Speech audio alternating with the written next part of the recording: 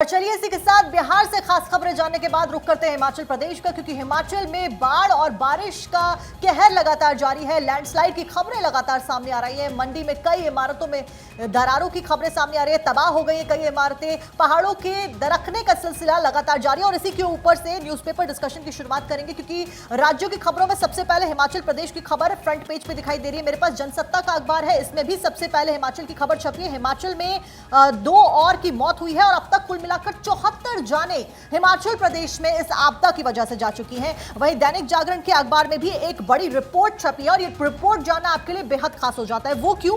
क्योंकि पहली चीज तो मौसम विभाग ने अलर्ट जारी किया है 19 से 25 अगस्त के लिए, यानी कि सिलसिला थमता हुआ नजर नहीं आ रहा है। यूं ही बारिश चलती रहेगी और यूं ही लैंडस्लाइड के लिए अलर्ट जारी कर दिया गया है। उस बीच एक और आपको जानकारी दे दें कि सरकार ने भविष्य के लिए, क्योंकि यह आपदा लगातार आ रही है, हमने देखा किस तरीके से जोशीमठ में खबरें सामने आई, वहां पर मकानों में दरार आती है, इसीलिए अब हिमाचल प्रदेश सरकार ने यह ऐलान किया है और यह निर्णय लिया है कि भूगर्भीय रिपोर्ट प्राप्त करनी होगी आपको। यानी कि अगर आपको निर्माण करना है, नदी और नालों के किनारों पर निर्माण कार्य प्रतिबंधित रहेगा, बंद कर दिया गया है। साथ साथ में निर्माण कार्य अधिक तकनीक और वैज्ञानिक तरीके से होना चाहिए और अब आपको यह रिपोर्ट लेनी होगी, उसके बाद ही आप पहाड़ों में डेवलपमेंट कर पाएंगे। यह सरकार के द्वारा एक नया फ्यूचर पर्सपेक्टिव से निर्देश जारी किया गया है।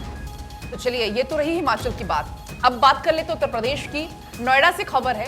आपको वो महिला तो याद ही होंगी, सोशल मीडिया पर इनफैक्ट बहुत वायरल भी हैं, जिन्होंने सचिन को कुछ शब्द कहे थे, लप्पू झिंगू टाइप्स कुछ शब्द कहे थे। लेकिन अब जो महिला है, मिथिलेश उनका नाम है, उनकी परेशानियां बढ़ रही हैं, क्योंकि अब ये बात सामने आई है कि महिला जो मिथिलेश है, उनको नोटिस भेजा जा रहा है।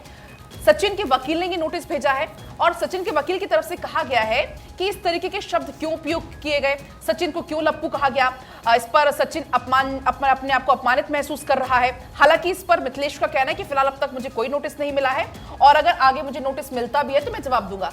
लेकिन जो इसका परिवार है, मिथिलेश का जो परिवार है, वो काफी फिलहाल आक्रोशित इस बात से, नोटिस वाली बात से। लेकिन महिला का कहना है कि अगर नोटिस मिलता है तो मैं जवाब दूंगी। जी चलिए, अगली खबर मैं आपको बताऊंगी जो कि दिल्ली से जुड़ी हुई है, क्योंकि यहाँ पर बात होगी महिला सुरक्षा से जुड़ी हुई। मेरे पास इस वक्त अमर उजाला और यहाँ पर एक कॉलम बना हुआ है और यहाँ पर लिखा हुआ है कि महिलाओं की सुरक्षा के लिए फिलहाल 6630 सीसीटीवी लगाए।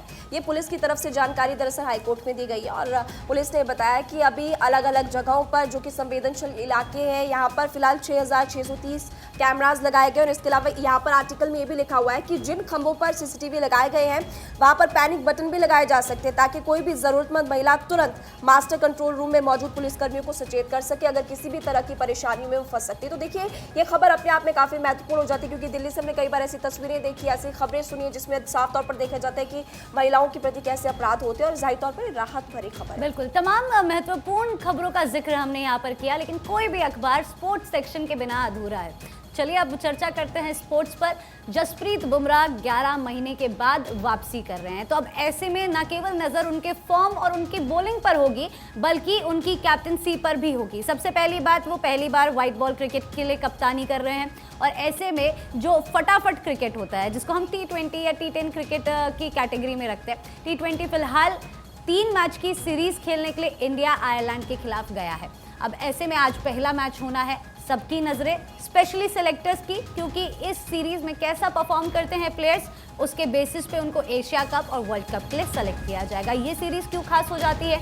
सबसे पहली बात, रिंकू सिंह, जिनका जिक्र आईपीएल के समय से चल रहा है, जिन्होंने बहुत ही शानदार परफॉर्मेंस दी थी, सबको हैरान कर दिया था, वो यहाँ पर डेब्यू कर सकते हैं। उसके बाद आपको बता दें कि सचिन दुबे यहाँ पर हैं। उनके अलावा आपको बता दें कि जितेश शर्मा टीम में रखे गए हैं। तो ऐसे में किसकी परफॉर्मेंस कितनी अच्छी होती है, सिलेक्टर्स का तो खास तौर पर ख्याल रहेगा ही। उसके अलावा आपको बता दें कि जसप्रीत बुमराह की कैप्टनसी इसलिए खास हो जाती है क्योंकि वो पहले ऐसे फास्ट बॉलर है जिनको T20 की कप्तानी सौंपी गई है।